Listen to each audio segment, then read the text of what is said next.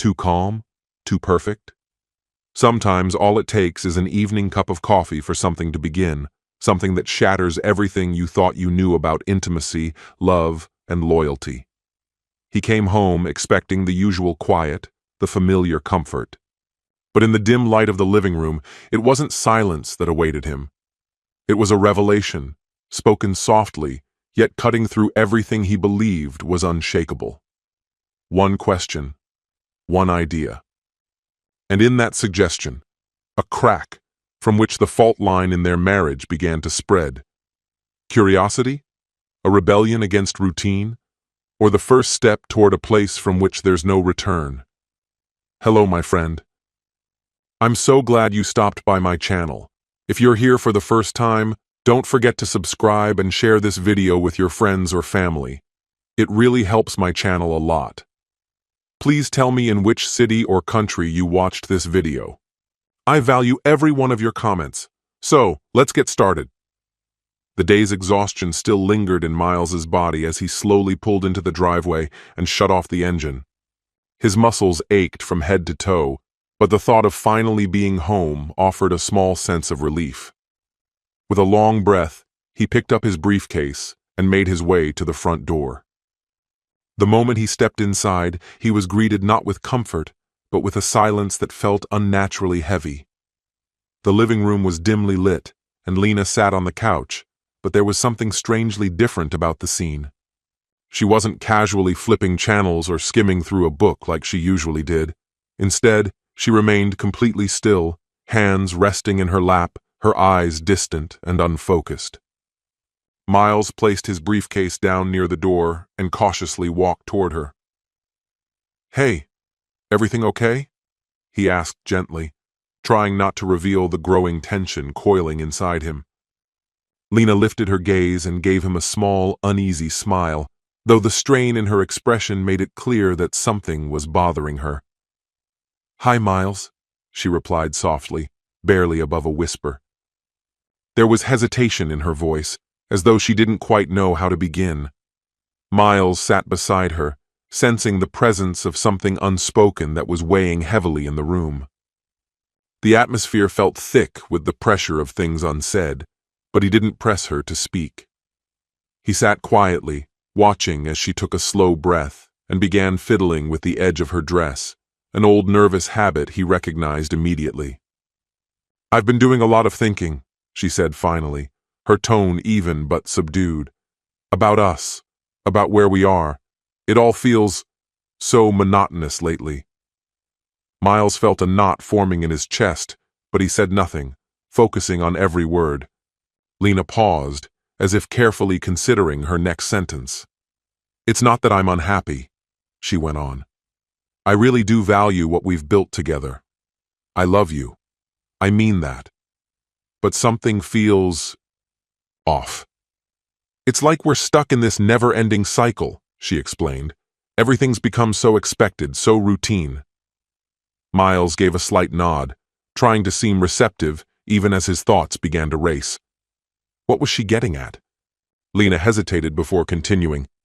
"This might sound odd," she said, cautiously meeting his eyes.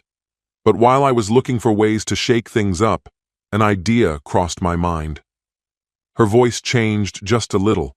There was something more tentative in it now. "It's a bit unorthodox," she added. Miles felt his pulse quicken. "What kind of idea?" he asked, careful to keep his voice steady. Lena looked away, almost as if preparing herself for his reaction. "I've been reading about couples who break out of routine by doing something completely unexpected. Something bold," she said. "And it got me thinking, what if we went to a swing club?" The words landed with startling clarity, sending a ripple through the air between them. Time seemed to halt for a moment. Miles blinked, stunned, struggling to process what he'd just heard. "A swing club?" he repeated, wondering if he'd misunderstood. Lena nodded quickly, her voice becoming more earnest. "I'm not suggesting we jump into anything. We don't even have to participate. It's more about exploring something new, together." Her eyes held a hopeful look, but Miles sat frozen, too caught off guard to speak. His thoughts raced, Disbelief, shock, a strange sort of intrigue. He never would have expected Lena to bring up something like this. As much as he wanted to be supportive, her proposal had completely thrown him. The atmosphere in the room grew heavier with each passing second. Her suggestion echoed in his mind, every word ringing louder than the last. That night, while Lena lay sleeping beside him, perhaps feeling some peace after having finally said what was on her mind, Miles stared up at the ceiling, wide-eyed. He couldn't shake the conversation from his thoughts. A swing club. The very phrase made him feel like he'd been thrust into foreign territory, as if the very structure of their marriage had been quietly upended. In the days that followed, Miles went through the motions of daily life, but his thoughts never strayed far from Lena's words. The idea clung to him, constantly whispering questions he didn't yet know how to answer. What exactly had she meant by it? What was she really feeling? Was she bored? Was she looking for something he hadn't provided? Or was it simply curiosity? He wanted to downplay the gravity of it, but the way she had looked at him that night said otherwise. This wasn't an idle suggestion. There had been meaning behind it. Eventually, Miles did something completely out of character. He started researching. Late at night, once Lena was asleep, he'd quietly open his laptop and start typing phrases into search bars, feeling ridiculous and anxious all at once. He read blogs, watched explainer videos, browsed forums where people shared real experiences. Some painted the lifestyle as invigorating, a way to reconnect and find intimacy again. Others offered stark warnings, emotional scars, broken trust, irreversible consequences. He tried to absorb it all with a clear head, though an uneasiness lingered in the back of his mind. This wasn't a hypothetical situation. It was something his wife had actually proposed. The perspectives varied widely. Some couples found a new closeness, saying the experience helped them open up in ways they hadn't before.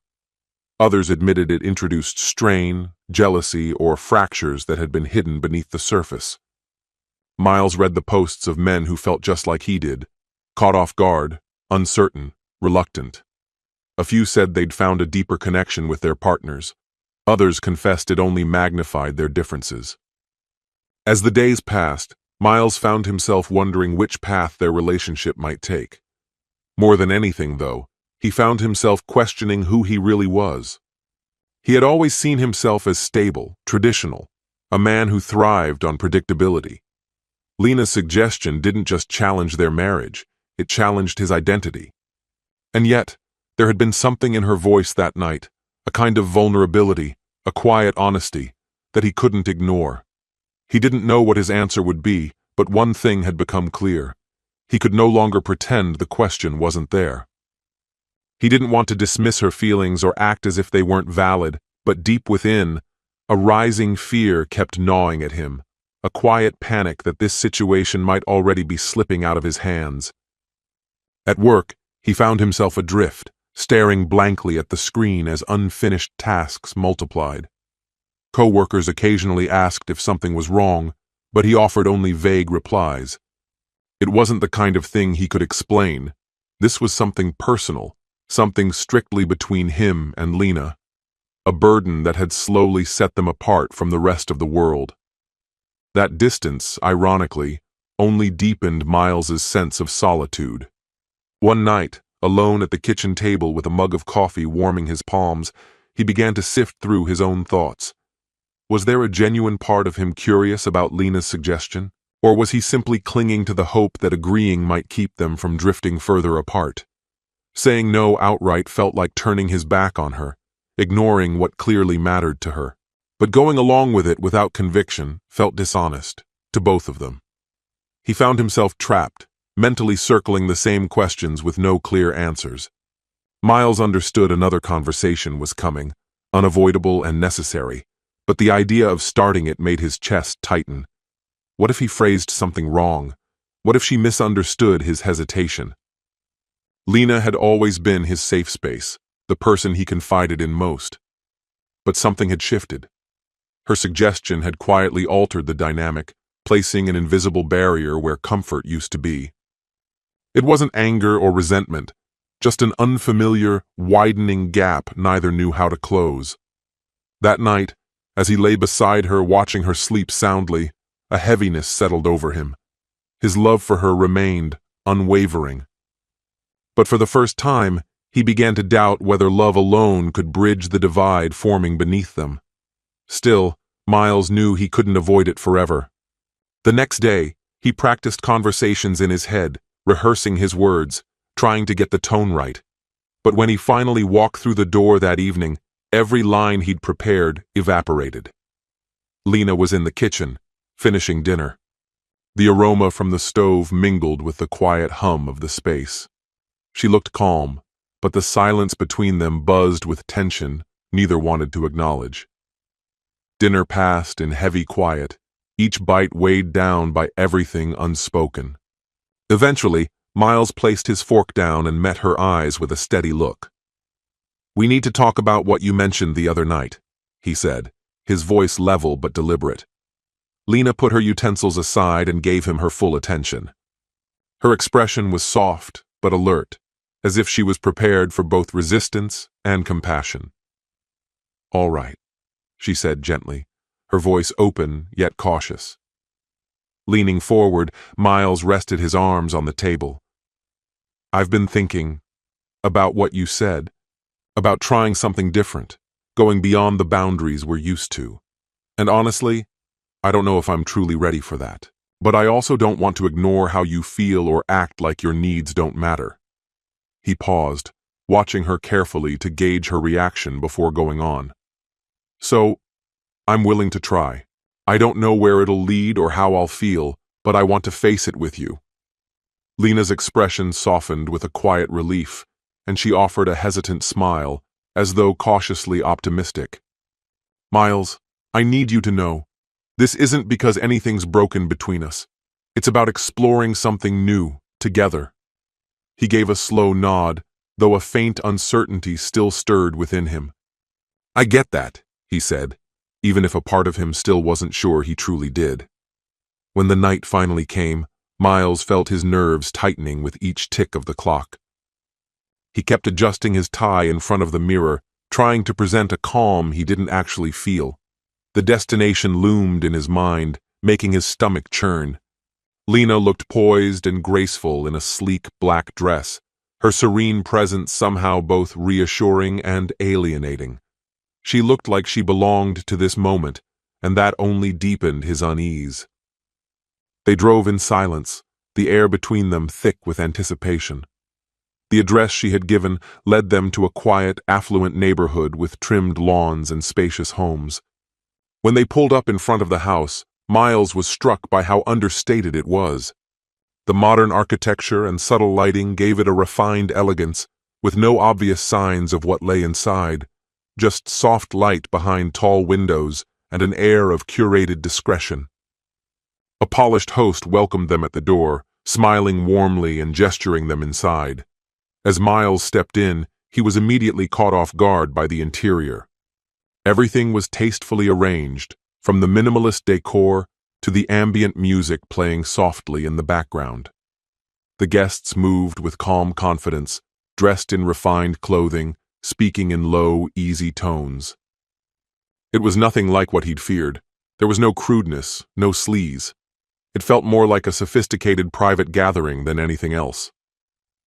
As they walked through the main room, Lena gently squeezed his hand. "You all right?" she asked, her voice low. Miles scanned the space, took a breath, and nodded. "Yeah," he replied, though the tension inside him hadn't eased. And with that, they stepped further into unknown territory, side by side. The atmosphere was almost surreal, muted lights, mellow music, and a seamless sense of elegance.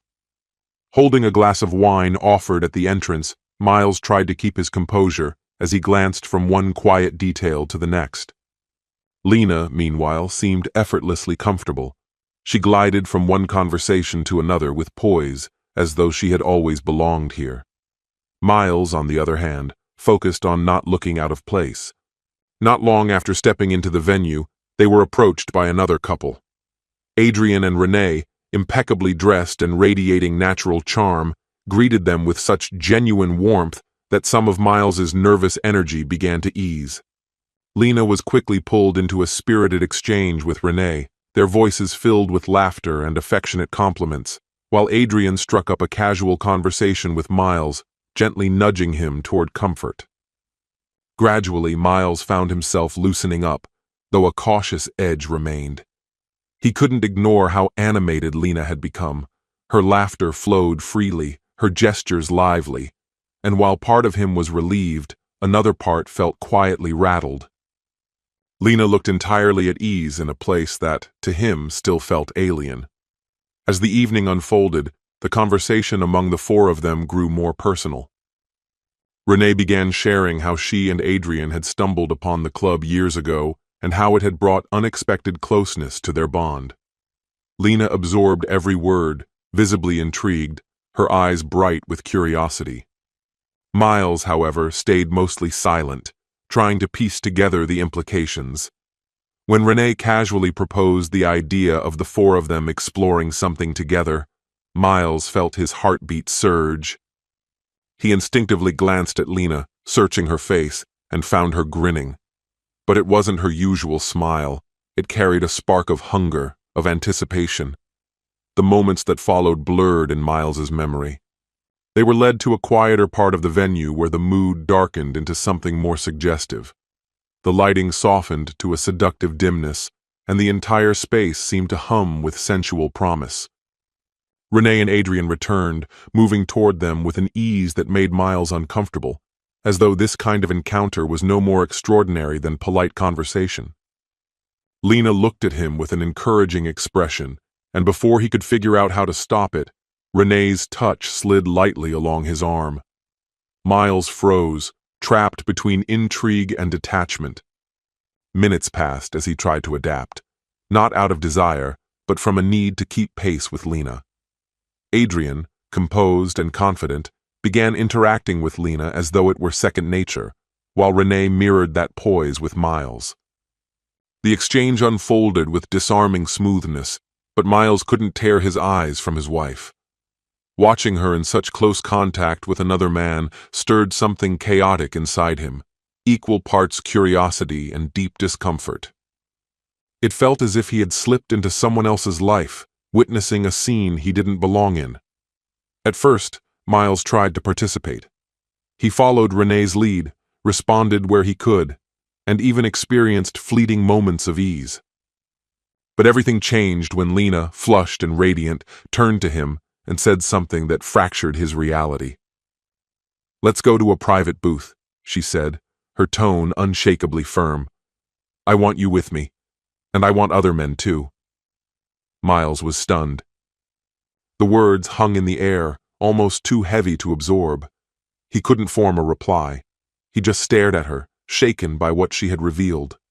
In that instant, she felt like a stranger. But Lena didn't wait for him to speak. She grasped his hand with quiet resolve and guided him through the throng. He followed, mute and reeling. The booth they entered was more secluded, cloaked in intimacy, yet it pulsed with intensity. To Miles's shock, several men were already inside. Lena lit up, as though this was the moment she'd been longing for all along. For Miles, though, everything started to slip into something surreal. He kept reminding himself that he'd agreed to this, for her, not for himself. But as he stood in the middle of it all, watching Lena engage so freely, a knot tightened in his chest. The way her focus shifted among the men, how her energy seemed to rise in their presence, it rattled something deep inside him. He couldn't name the emotion. It hovered somewhere between sorrow, confusion, and a deeper ache he hadn't yet identified. Everything slowed down. The warm lighting felt suffocating and stark. Miles tried to fix his gaze on Lena, to draw reassurance from her pleasure, her confidence. But his eyes always returned to the men around her. It was like watching his world fold in on itself, unfamiliar, distorted, unrecognizable. He no longer felt like a participant. He felt like a spectator on the edge of his own life. Lena, meanwhile, seemed transported, awakened. Time dragged painfully. Each playful look she cast at another man felt like a quiet wound, like something inside him was being chipped away. Again, he repeated the same thought. I agreed to this. I'm doing this for her. It's only an experience. But those words began to lose meaning. They rang hollow. He started noticing things he hadn't before. How freely Lena gave herself to the moment, how the men responded to her, how naturally she moved within this space. It wasn't simple jealousy. It was something deeper, something that questioned the very foundation of their relationship, what it had been, and what it was becoming. The atmosphere grew denser, pressing in around him. Miles glanced around the booth, taking in the others. For them, this was normal, a night of pleasure, maybe even connection. But for him, it felt like a riddle with no solution. He was trapped somewhere between two versions of himself, one who was supposed to belong here and one who absolutely didn't. That inner tension held him in place. And then a chilling realization struck him. Is this truly what Lena wants? And did I ever really know her at all? He found himself ruminating on all the instances where he had presumed to know what she felt or wanted, never once summoning the courage to ask her outright. Now, watching her fully immersed in a lifestyle that clearly brought her happiness, he felt as though everything they had built together was slowly unraveling beneath his feet. The background noises, soft laughter, hushed conversations, even the rhythmic sound of breathing, seemed to swell around him, each one amplifying the internal struggle he was trying to suppress. Lena, meanwhile, appeared completely unaware of his growing discomfort, and he wasn't sure what troubled him more, her lack of awareness or his need for her to notice. Part of him longed to retreat from it all, to step away from the tension, yet another part remained anchored, trapped not just by the moment, but by the emotional weight that held him still. Then something shifted in the room, something he couldn't ignore. Lena turned to look at another man, and in that glance there was a spark, an intensity he'd never seen in her eyes before. It was spontaneous, unrehearsed, and piercing in its authenticity. That single, unguarded look conveyed volumes, things they had never spoken about, things he wasn't sure he wanted to understand. He tried to look away, but her expression burned itself into his memory, as vivid and unrelenting as a wound that refused to heal. It was in that precise moment that the truth settled inside him with an unshakable finality. Something had irreversibly changed between them. The room, once sophisticated and inviting, now felt suffocating and alien. He tried to steady his breathing, but the air seemed to resist him, as though even the atmosphere conspired to keep him from finding calm. While Lena remained the center of attention, effortlessly drawing people in, he sat motionless, his thoughts frozen on the realization that they were no longer standing on common ground. The morning after their visit to the club, a thick, unspoken tension hovered over their breakfast table. Lena moved with a lightness, her energy bright and unbothered as she casually stirred her coffee, a faint smile tugging at the corners of her lips. Across from her, he sat in silence, his gaze lost somewhere beyond the edge of the table, his mind tangled in reflection. The sound of her fork hitting the plate rang out with unnatural clarity, magnifying the silence that neither of them dared to fill. "Last night was something else, don't you think?" Lena said cheerfully, her voice cutting through the quiet like a soft bell. Her attempt to lighten the mood landed heavily on him, as though each syllable carried its own weight. He forced a polite smile and replied, his voice barely above a whisper, "Yeah, it was definitely different." The strain behind his words unmistakable. Inside, he was caught in a labyrinth of emotion. How could he voice the truth without tearing something apart? Lena leaned forward, her hands wrapped around her cup. It felt like a breakthrough, didn't it? Like we were shedding old habits, rediscovering ourselves, she said, her gaze searching his face for a sign of agreement. "Don't you feel that too?" He hesitated, the tension in his chest growing tighter, honesty pressed against his throat, but the words were hard to form. "Maybe for you it felt freeing," he said slowly. But for me, it's more complicated. I don't know what to make of it. Lena's smile faded, replaced by a look of concern. She placed her cup down and crossed her arms, leaning closer. What do you mean complicated? You seemed okay last night, she said gently, as though coaxing out the truth. I was trying to be, he admitted, the clink of his fork on the table punctuating his thoughts. I wanted to support you because I know how much it meant to you. But honestly, it's not something I want to go through again. That kind of experience just isn't for me. A subtle shift took place between them. Lena's earlier brightness dimmed, replaced by a quiet seriousness. Miles, I never wanted this to hurt you, she said softly, her sincerity unmistakable. He let out a long, weary breath and ran his hands down his face, trying to ease the heaviness of the moment. I guess I just needed a break from our routine, he confessed. I really tried to be open, to stand by your side. But stepping into that world, it made me realize I don't belong there. And seeing you so comfortable in it made me wonder if we're still looking for the same things.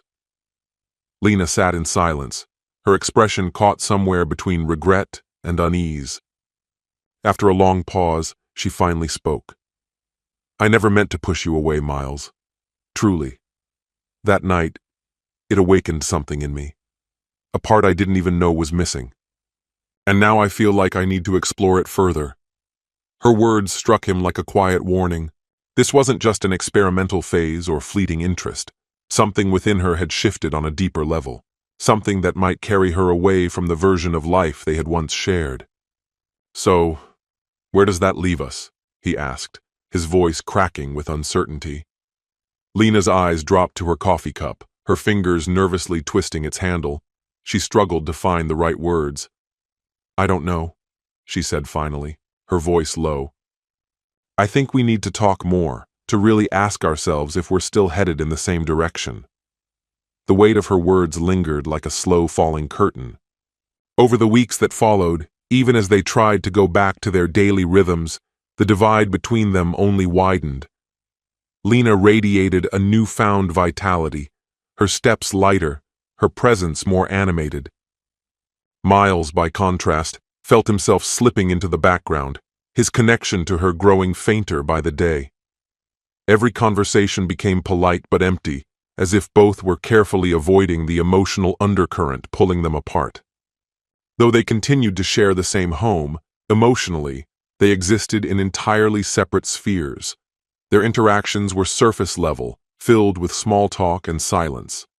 Even when they were side by side, Miles felt as though Lena was drifting toward a place he could no longer reach.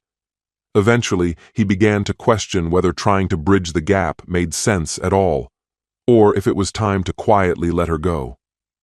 As the months wore on, the emotional distance between them became too large to ignore. What had once felt like a reliable, unwavering partnership now resembled a delicate thread unraveling under strain. Lena, increasingly absorbed in her personal journey of self-discovery, had begun spending more time outside the home, often explaining that solitude was essential to reconnect with herself. Miles tried to respect her wishes, though each time she left, the emotional distance between them seemed to expand, cutting deeper. One evening, she returned even later than usual, her face marked by a peculiar blend of eagerness and unease, like someone burdened with news they could no longer hold in. Miles was on the couch, the soft flicker of the television dancing across his face, though his attention was nowhere near the screen. The moment Lena stepped through the door, a familiar weight pressed against his chest, an internal alarm that something irreversible was drawing near. She sat beside him, consciously leaving a wider gap than she used to. Her mouth opened, then paused, as if caught in a tug-of-war between apprehension and urgency. At last, she spoke.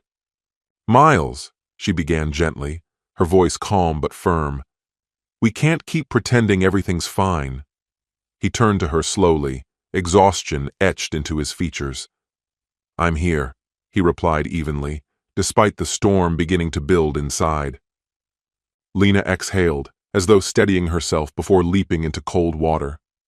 I still love you. I always will, she said, eyes locked on his. But something shifted in me over the last few months.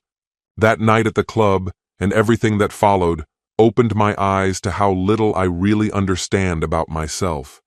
And I can't find clarity while we keep trying to mold ourselves into what we used to be. Her words hit like a blast of icy air. Though Miles had felt this moment creeping closer, hearing it spoken aloud shattered any illusion he'd held on to. "What are you trying to say?" he asked, the tremor in his voice betraying the hurt beneath the surface. Lena reached across the space between them, clasping his hands, her eyes now glistening with tears.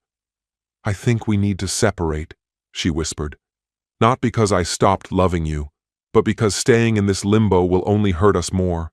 You deserve someone whose life still aligns with yours. And I'm not that person anymore." The silence that followed was deafening. Though it felt as if the world had tilted out from beneath him, Miles found himself surrounded by a strange quietude, coexisting with the ache. Deep within, he recognized the honesty in her words. No matter how much they wanted to repair things, the gap between them had grown too wide to close. He gave her hands a gentle squeeze and met her tearful gaze. "I wish things hadn't come to this," he said softly. "I wish we still had a path back. But if this is what you need to feel whole, I won't hold you back." Lena began to sob, and Miles's throat tightened with emotion, but he held himself together, not for her, but for his own sense of dignity. They embraced tightly, saying goodbye without saying the word, their parting embedded in the silence between them. The next morning, Lena quietly began packing. The air inside the house was heavy, still, reverent. Words were scarce, not out of resentment, but because everything meaningful had already been said. When she finally stepped through the door with her suitcase, her expression bore the weight of grief mixed with a trace of hope. Miles stood at the threshold, silently absorbing the emptiness she left behind. The home, once warm and familiar, now seemed strangely vast and hollow in her absence. In the days that followed, Miles grappled with the shift in his world. Her presence lingered in subtle details, the faint trace of her perfume, the coffee cup she favored, the soft memory of footsteps down the hallway. Yet, amid the aching void, a faint calm began to take root. He came to understand that their separation wasn't an end, but the start of something painful yet essential, the process of rediscovering himself. At the same time, Lena ventured into uncharted parts of her life, exploring new experiences in an effort to uncover who she was outside of their relationship. Miles, still navigating the emotional wreckage, began piecing his routine back together. What they had shared remained a tender memory, both beautiful and agonizing. And though the past would always walk beside them, they knew that to truly find peace, they had to move forward, on separate paths. This story has come to an end. What's your opinion? Share it in the comments, my friend. And if you like this story, check out other exciting videos on my channel. I'll say goodbye until the next video. See you. Neither the clang of metal nor the storm outside warned of the disaster waiting inside his own home. His hands were bloodied from the shingles, his back ached after the shift, his eyes were closing from exhaustion. And in the kitchen, his wife was scrolling through her phone like nothing had happened. A few hours later, he would wake to her stare, cold as steel, and trash bags by the door. No explanation, no voice. The house where he paid the bills, patched the roof, and pushed himself to the edge suddenly became a trap. Trust turned out to be a lie. Everyone played a part, even the stepson he tried to reach. Thrown out, robbed, betrayed, humiliated. But there was one thing they didn't calculate. The house wasn't theirs. It was his. And what followed wasn't revenge. It was justice. Quiet, legally precise, cold as a blade, every step measured, every word documented, and the ending would thunder louder than any gunshot. Hello, my friend. I'm so glad you stopped by my channel. If you're here for the first time, don't forget to subscribe and share this video with your friends or family. It really helps my channel a lot. Please tell me in which city or country you watched this video. I value every one of your comments. So let's get started. In retrospect, the warnings were all flashing bright. I just chose to ignore them. It's funny how the truth only sharpens after it's too late. I'm Ryan, 35 years old. Up until a couple of months ago, I had a wife, Erica, 37, with a teenage son, Carter, from her earlier marriage. From the very beginning, it was clear Carter wanted nothing to do with me. The kid never tried to hide his dislike. I did my best not to let it get under my skin. After all, I was stepping into a role no teenager welcomes. I gave him room, paid more than my fair share of his needs, and told myself I was being a stand-up guy.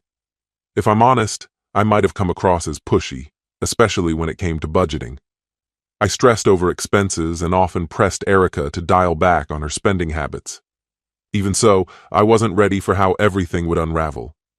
The night it all came crashing down had already started on the wrong foot. I'd just clocked out after 12 relentless hours welding on the factory floor. The pounding of metal still rang in my skull. My entire body ached, ankles especially, and all I could think about was sleep. Then, at about 3:30 a.m., my phone vibrated with a message from Erica. Rain's pouring in through the ceiling, living room's soaked. Fix it. I blinked at the screen, read it again and again while rubbing the sting out of my eyes. Was I pissed? Absolutely. But this was our house. Letting water leak inside could cost us. So, dragging my dead tired body to the truck, I drove through a storm that sounded like the sky was hurling rocks at the windshield. I cursed the entire ride there. Every red light was a fight not to fall asleep. My back was stiff, eyes barely open. I was running on nothing but fumes.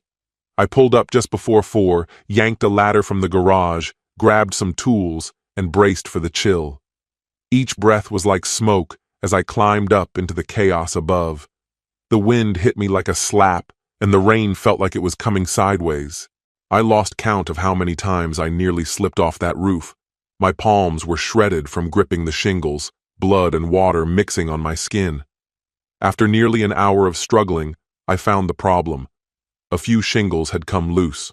I hammered them back into place, smeared tar over the gaps, and ignored the burning in my hands. By the time I came down, I felt like I'd been in a bar fight. Every part of me throbbed with fatigue, and I could barely keep upright. The only thing I wanted was to collapse into sleep. When I walked inside, Erica was by the kitchen counter, scrolling through her phone. She wore pajama bottoms, looked freshly showered. Meanwhile, I stood there dripping, still soaked from the roof. "Leaks patched," I told her, voice dry and hoarse. "But we'll probably need someone to check the attic. Might have soaked the insulation." She barely looked up. "Okay," she replied, flat as a dial tone. "No thank you. No concern. Just nothing." The coldness of it hit harder than the storm. I brushed it off, blaming the late hour or our usual stress over money. I muttered something about sleep and staggered to the bedroom, collapsing face first onto the bed. Didn't even peel off my wet clothes. My final thought before sleep swallowed me.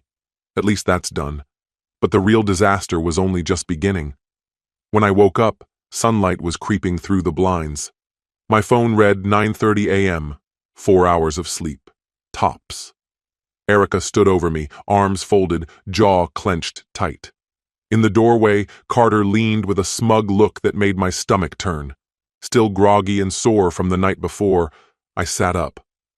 "What's going on?" I rasped, reaching for my phone, my brain foggy with confusion. Something felt off. Then I saw the trash bags. 3 black ones, stuffed to the brim and propped up near the closet. My clothes were spilling out, shirts, jeans, everything. Erica's stare didn't budge. "Get up," she said. "You're out." I blinked in disbelief. "What are you talking about?"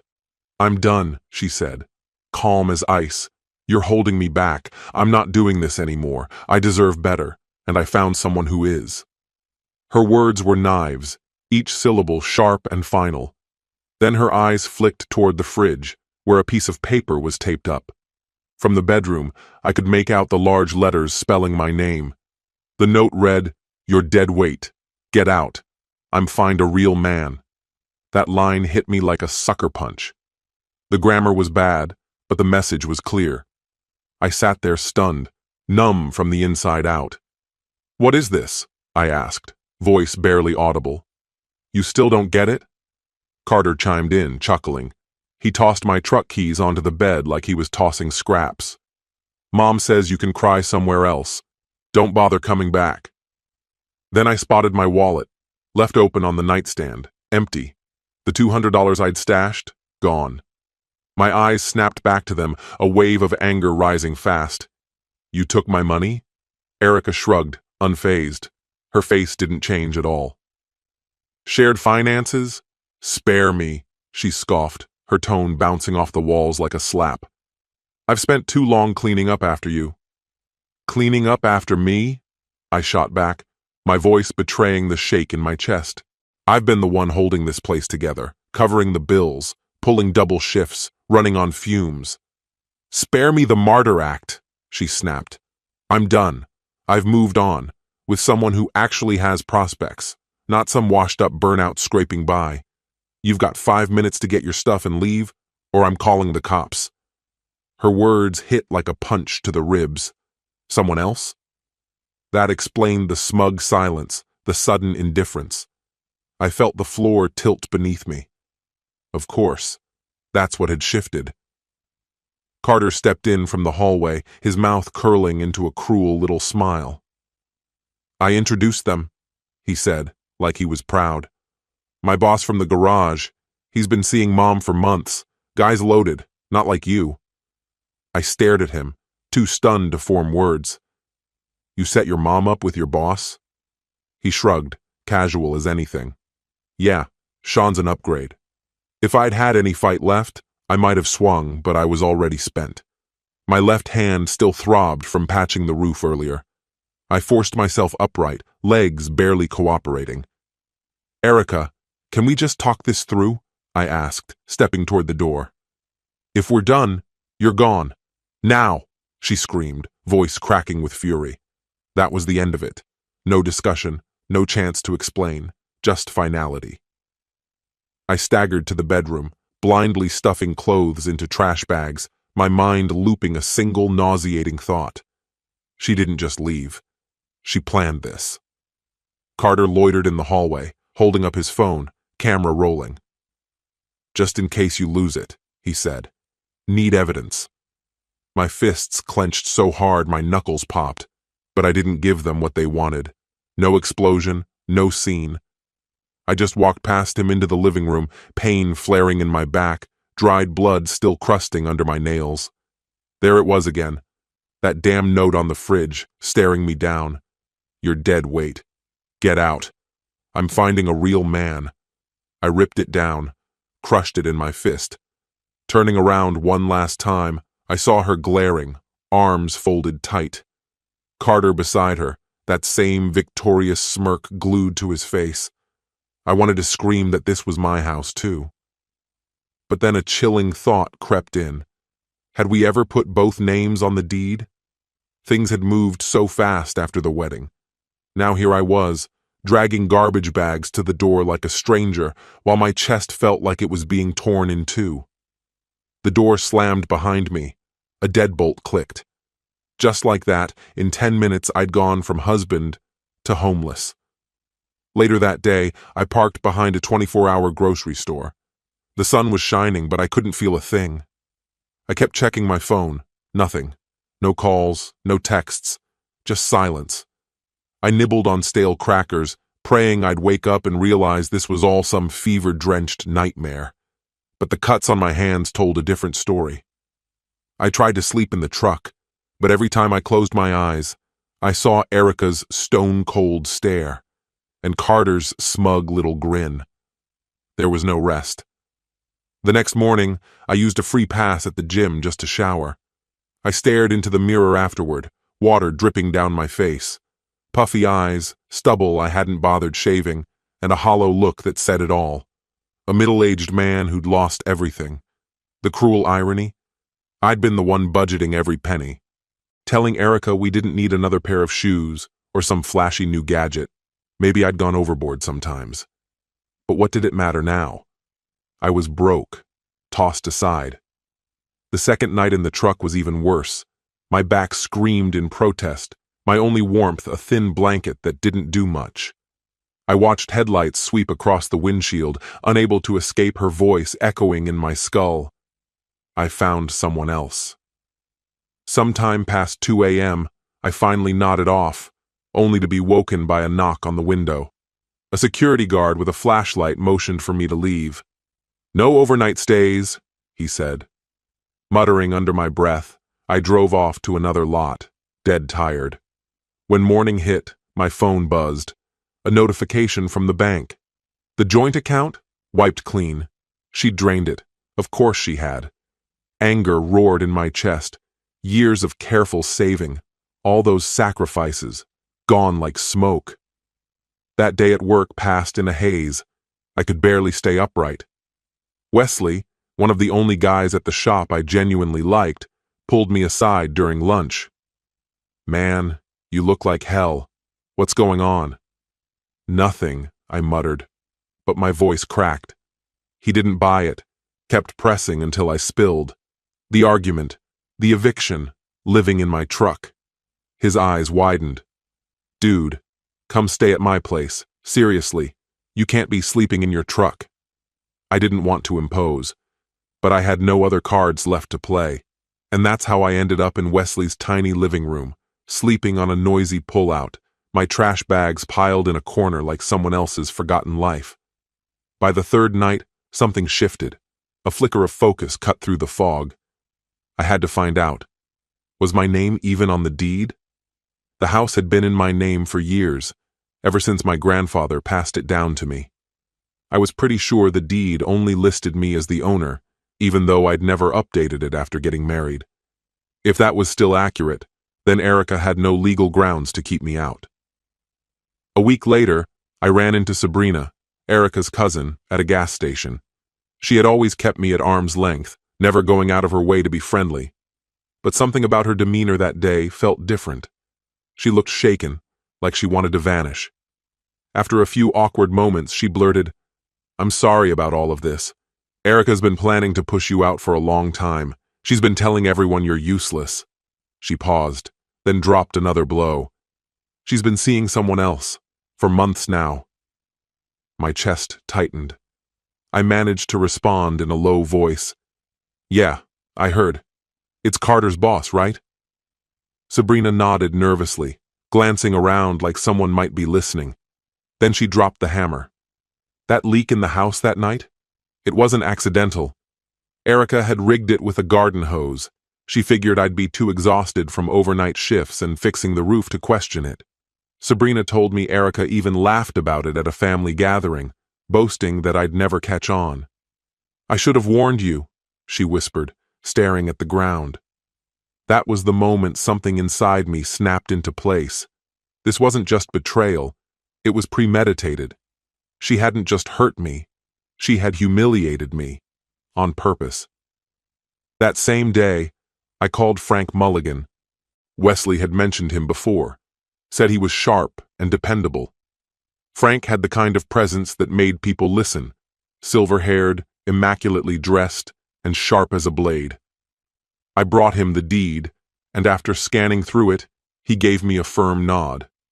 Because Erica and I had never combined assets after the wedding, and the property had come to me through inheritance, it was mine alone. Frank's eyes narrowed when he saw the details. "In this state," he said, "inherited property stays separate if it's kept that way. You've got a clean, strong claim." Then he uncovered something worse.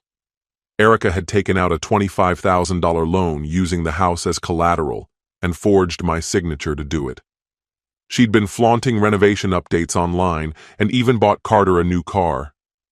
That flashy ride suddenly made sense. Meanwhile, I was crashing on Wesley's couch. That was the last straw for me. Frank didn't even try to hide his anger. That's straight up fraud, he said. We can absolutely take action. I didn't hesitate. Go for it. Frank moved quickly. First step, serve her an eviction notice. Since the deed listed me as the sole owner, I had every legal right to reclaim the house. Next up was a civil case for the forged loan. Don't say anything yet, Frank cautioned. We need the element of surprise. So I kept my head down. I cut off every financial tie we had, closed our joint accounts, shut down credit cards, reset every password. I braced myself for what was coming. The morning the eviction was to be delivered, I barely slept. My nerves were shot. I trailed behind the sheriff's patrol car as it pulled into the driveway, heart pounding so loud it felt like it might burst. Carter opened the door first, wearing gym shorts and looking half asleep, shirtless and bleary-eyed. Erica showed up a few seconds later, wrapped in a robe. Her confusion vanished the moment she saw me, replaced instantly by anger. "What the hell is this?" she snapped, voice already rising. The sheriff remained composed. "Ma'am," he said, "you are being officially evicted. You and your son must vacate the premises within 48 hours. He handed her the paperwork. "This property is legally owned by Ryan. This order is in effect immediately." For a moment, she looked stunned. Then her face turned scarlet with fury. "This is my house," she shrieked. "You can't just throw me out like this." Frank stepped in calmly, unshaken. "Actually, the deed lists Ryan as the sole owner, and we have evidence you committed forgery to take out a loan against the property." He looked her squarely in the eye.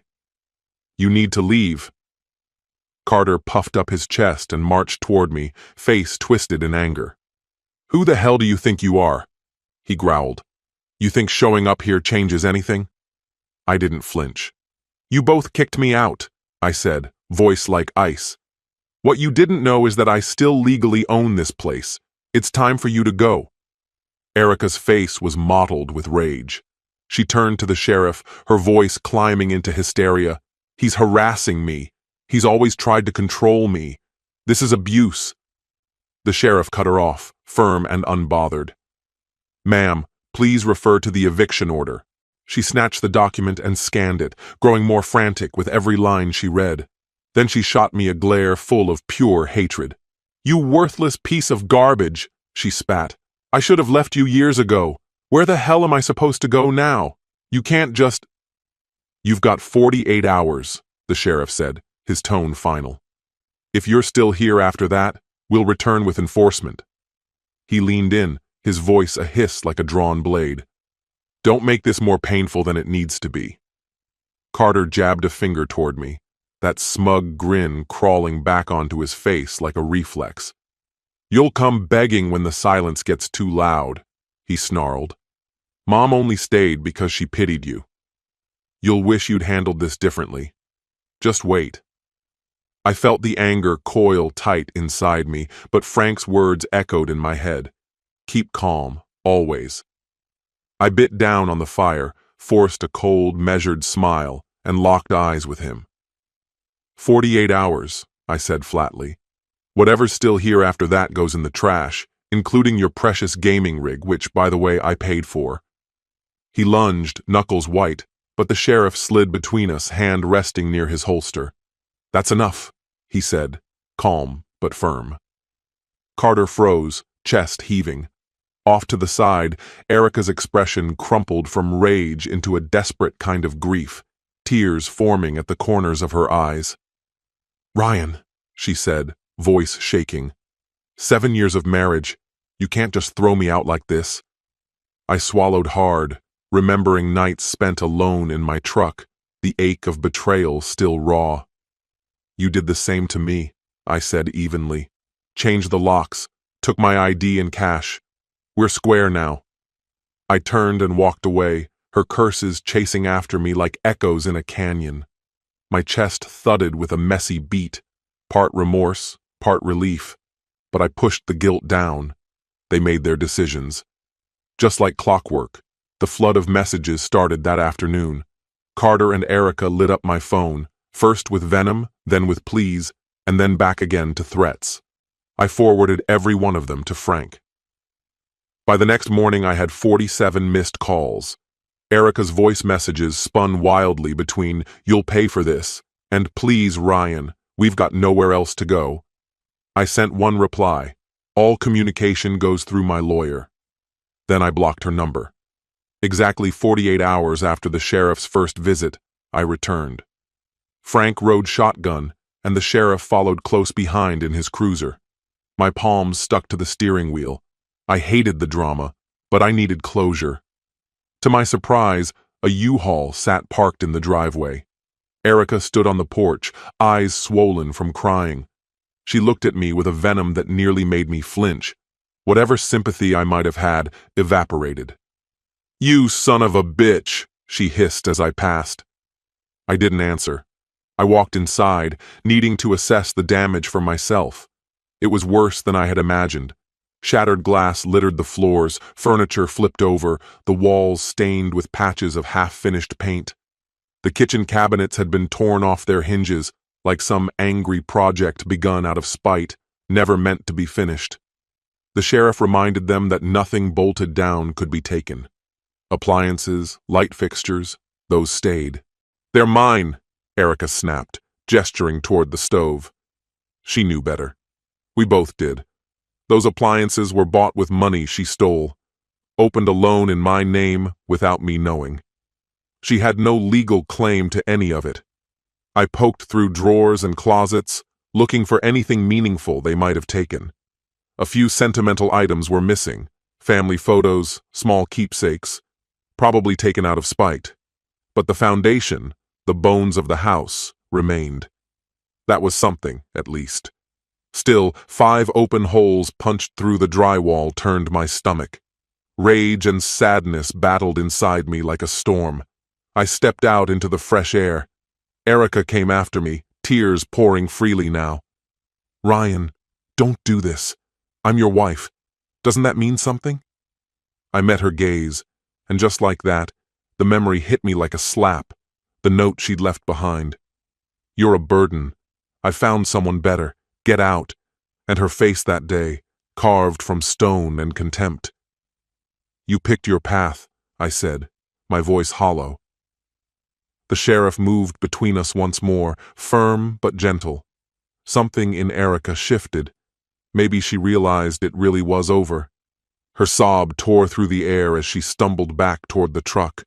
Carter was nowhere to be seen, probably off licking his wounds or admiring that overpriced car he loved so much. Whatever the case, they left. And for the first time in what felt like forever, the house was mine again. I dropped to my knees in the middle of the empty living room, staring at the scuffed-up hardwood. My heart beat a rhythm I didn't recognize, somewhere between freedom and exhaustion.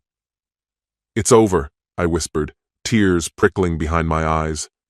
The silence rang louder than any shout. I pulled out my phone and called Wesley. "Bring pizza," I told him. "We've got a project." That weekend, Wesley and a few guys from work showed up. We patched the walls, hauled out broken furniture, scrubbed every surface. They kept saying I was lucky to be rid of her, that Erica had finally shown her true colors. Maybe they were right. Still, it felt like a part of me had been ripped away. 7 years gone in a blink. A few days later, Erica's sister, Alexandra, stopped by. She told me Carter and Erica were holed up in her basement. Apparently, her own marriage was circling the drain. Her husband, Stetson, was a control freak, making life miserable for everyone under that roof. I raised an eyebrow. So much for Erica's dream life. Now she was stuck under the thumb of someone even more toxic than me, if that was possible. Alexandra said she wanted out too. I gave her a list of resources, helped connect her with a local women's shelter. If nothing else, this whole mess had taught me the value of planning for the worst. The next couple of weeks passed in stillness. In the evenings, I busied myself patching up the damage to the walls and trying to undo the disaster of a paint job Erica had begun and never finished. Still, rest was hard to come by. Most nights I'd jolt awake, soaked in sweat, haunted by visions of Erica or Carter looming over me, spitting venom. But with each dawn, I felt a little more stable, until everything came apart again. Erica had made some half-hearted attempts to secure a new place, but her credit was wrecked beyond repair. Her scams were finally catching up with her. The loan agency wasn't backing down. They'd begun legal proceedings. As for her flashy boyfriend Sean, he was long gone. According to Sabrina, he vanished the moment Erica brought up the stolen money and the eviction threat. No surprise there. If Erica thought she'd found some kind of savior in him, she was delusional. One morning, as I sat on the porch with a coffee in hand, a tow truck pulled up with no warning. I was confused at first, until it clicked. They were there to seize property bought with the fraudulent loan. From down the street, I saw Carter charging toward the house, yelling, "You can't take that! That's ours!" The tow truck driver didn't flinch. He flashed some documents and kept at it, starting with a nearly new washer. Carter's face turned red with fury as he hurled himself at the truck, shouting threats. "Touch that and I'll kill you!" he roared. The driver calmly warned that the cops would be contacted. I didn't wait. I called the sheriff myself, nerves on edge. Right then, Erica screeched into the driveway, her voice piercing. "You've got to stop them, Ryan," she cried. "You can't let this happen." I stared at her, cold and firm. "I can't stop it. Everything was bought illegally. It's all being taken back." The glare she gave me could have peeled wallpaper. Then, out of nowhere, she stormed up to the sheriff, who'd just arrived, and shoved him with both hands. "This is my house!" she howled. "Those are my things! He's manipulating everything! It's all him!" The sheriff stumbled back, his expression darkening. In a flash, he grabbed her arm and twisted it behind her. "That's assaulting an officer," he snapped. She kicked and struggled, tears streaking her face. "You disgusting pig!" she screamed. "You don't know who you're messing with!" she shrieked, as Carter tried to run to her aid. But two deputies jumped in and pinned him quickly. The scene devolved into a chaotic mess, with Erica face down in the dirt, hands cuffed behind her back. It wasn't just ugly, it was tragic. She kicked and flailed, shouting, "Get off me! You'll pay for this!" But the officers didn't flinch. I stood frozen, emotionless, watching as they lifted her up and shoved her, still yelling and spitting, into the back of a squad car. Later, I heard she spent a couple of nights in jail before someone bailed her out. There was a time I might have felt sorry for her. But now, all I felt was an empty ache in my chest. She made her choices. Now she was paying the price. You'd think that getting locked up, losing her home, and being dumped by her boyfriend would be a wake-up call. But she just didn't get it. I changed the locks, installed a new security system. Still, sleep was elusive. I had this persistent sense of being watched. I tried to convince myself it was just nerves, until one night, just after 2 a.m., the sound of glass breaking jolted me upright. Heart pounding, I leapt from bed and opened my bedside drawer. My fingers closed around my Magnum revolver. I was shaking as I stepped into the hallway. Downstairs, muffled voices echoed, tense, whispering fast.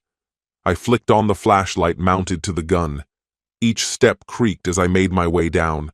My breath caught in my throat. In the living room stood Erica and Carter, rifling through my things. The back window was shattered, shards glittering on the floor. Carter gripped a crowbar.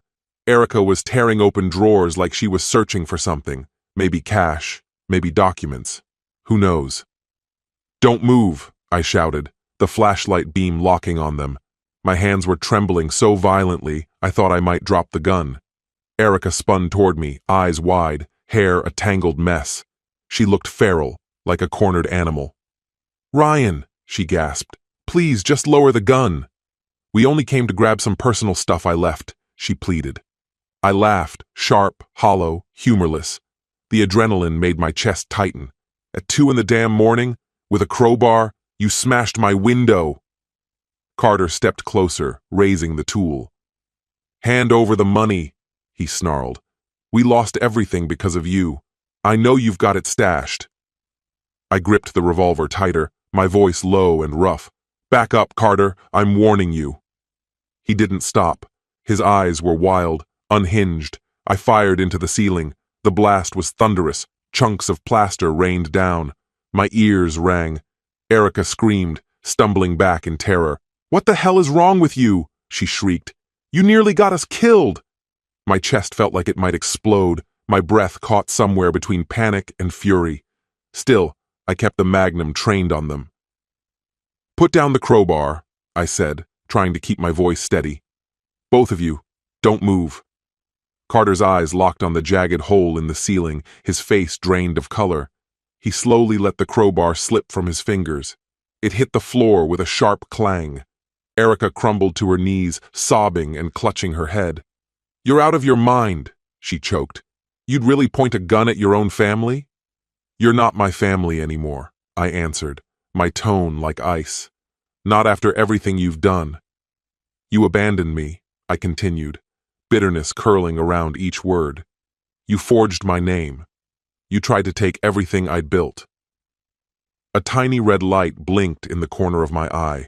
The silent alarm was already doing its job. The phone was upstairs, but I didn't need it to know the police had been notified. Moments later, the distant cry of sirens began to echo, growing louder. Erica stepped toward me, her face soaked with tears, her voice dipping into that calculated softness she always used when she wanted something. "Ryan, please. I just needed a few documents, and some of Mom's jewelry." "Don't," I cut in, sharp and unforgiving. "You broke in," I said. "You smashed a window and came armed. Take another step and I swear." My hand trembled slightly, but I wasn't bluffing. Red and blue light spilled across the walls as the sirens reached the house. In less than a minute, officers stormed in, weapons raised. I immediately lowered the gun, hands lifted, stepping away from the scene. Their eyes scanned the chaos. The shattered window, the crowbar, the two people frozen in shock. One officer narrowed his eyes, clearly recognizing Erica from a previous incident. "Hands in the air!" someone shouted. Erica and Carter complied, pale and stunned. Erica was the first to crack, pointing straight at me. "He's the threat! He shot at us! This is my home too!" One officer stepped forward. "Ma'am, you were legally evicted. You no longer have any legal claim to this property. The entry point is broken from the outside. This is a break-in." Carter jumped in, desperate. "He owes me. He promised to help with school. He's my stepdad." The officer scoffed. "That's not how this works, kid. You don't smash your way in with a crowbar because you didn't get tuition money." Erica screamed as they tried to cuff her, thrashing wildly, black makeup streaking down her cheeks. They forced her to the ground as she kicked and screamed. "Ryan, please! We were just taking back what's ours." I couldn't move. I just stood there as they pulled her to her feet. Her hair was a mess, her eyes blazing. "You'll regret this, Ryan," she spat. "You always had to be in control. You've never changed." Carter said nothing, silent except for his heavy breathing, caught between shame and rage. An officer guided him out the door and into a waiting squad car. Erica continued her tirade until the car door shut and the shouting finally stopped. Across the street, neighbors peeked out from their windows, their faces bathed in flashing red and blue, whispering behind curtains. It felt like an eternity passed before the officers were done questioning me. I told them I'd fired a warning shot and that I genuinely feared for my life. They examined the house, noted the forced entry, and collected evidence. One of them mentioned I'd probably be called in if the case went to court. I nodded, already emotionally spent. When the last squad car disappeared into the night, Erica and Carter in the back, I stood in my ruined living room, shattered glass at my feet. It was 3 a.m.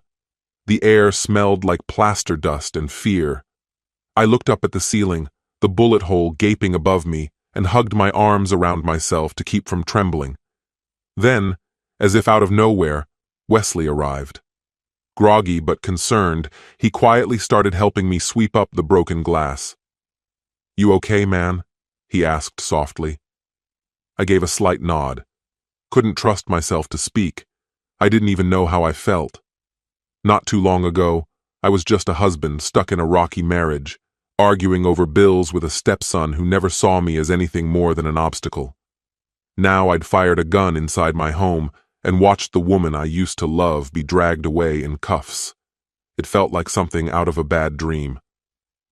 By the next day, charges were confirmed. Erica and Carter were both being prosecuted, burglary and unlawful entry for both, and Carter was hit with assault for carrying the crowbar. Erica's history came back to haunt her, with old assault charges now in play. There was talk of a plea deal, but it wasn't likely to help them much.